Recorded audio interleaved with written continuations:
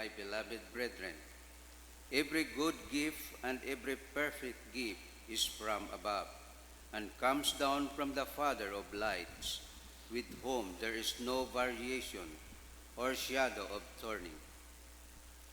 Of his own will he brought us forth by the word of truth, that we might be a kind of first fruits of his creatures. The word of the Lord. Thanks be to God. Please stand for our responsorial song.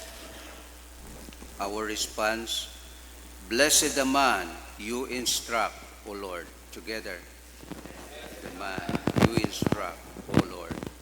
Blessed is the man whom you instruct, O Lord, and teach out of your law, that you may give him rest from the days of adversity. Response.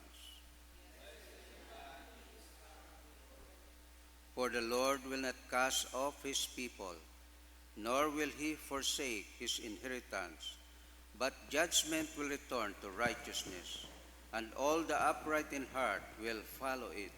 Response. If I say, my foot slips, your mercy, O Lord, will hold me up. In the multitude of my anxieties within me, your comforts delight my soul. Response. Glory be to the Father, and to the Son, and to the Holy Spirit. Ever shall be, O God. The Lord be with you. The Holy Gospel of our Lord Jesus Christ according to St. Mark chapter 8. Glory to you, Lord Jesus Christ. We'll be reading from verse 14 to 21. Now the disciples had forgotten to take bread, and they did not have more than one loaf with them in the boat. Then he charged them, saying, Take heed, beware of the leaven of the Pharisees and the leaven of Herod. And they reasoned among themselves, saying, It is because we have no bread. But Jesus, being aware of it, said to them, Why do you reason because you do not have bread? Do you not perceive nor understand? Is your heart still hardened? Having eyes, do you not see? Having ears, do you not hear? Do you not remember when I broke the 5 loaves for the 5,000, how many basketful of fragments did you take up?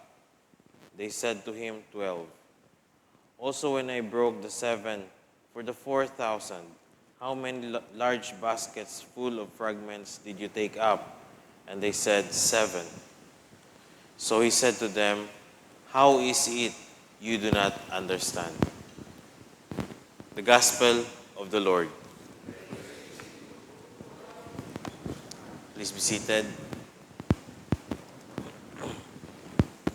In our Gospel today, Jesus Christ is telling his disciples to beware, to take heed and beware of the leaven of the Pharisees and Herod.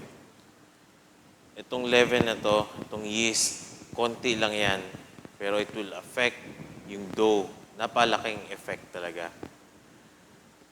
Itong leaven ng Pharisees and Herod, ito yung mga corruptions. Konting corruption lang sa heart natin, ang laking effect yan sa buhay natin. And yung mga disciples, iniisip nila dahil iisa lang yung bread nila. They were focused on their lack, kung ano yung kakulangan sa kanila. Kaya nga, ang sinasabi ni Jesus Christ, mag-ingat tayo sa corruption. Especially if we have lack in our life. Kung sa tingin natin kulang yung pera natin, kulang yung mga bagay sa buhay natin.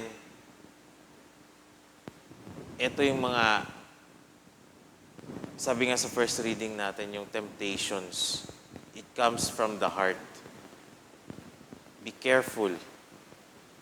Kasi itong maliit na corruption, konting corruption lang, Nag-iisip ka pa lang, yan yung sinasabi, nag-iisip ka pa lang, lumalaki ito.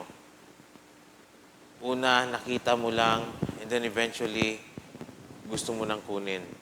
You desire it, then you take it. And nung una, maliit lang yung kinukuha mo. Eventually, lumalaki ng lumalaki. Kita nyo naman ngayon sa government natin, yung mga corruption, especially sa mga issue ngayon sa flood control. Nagsimula lang yung maliit lang. And eventually, ang laki-laki na ng kinukuha. And then eventually, palpak na yung mga projects. Sa puso natin, we have to be aware and beware yung mamaliit na yan.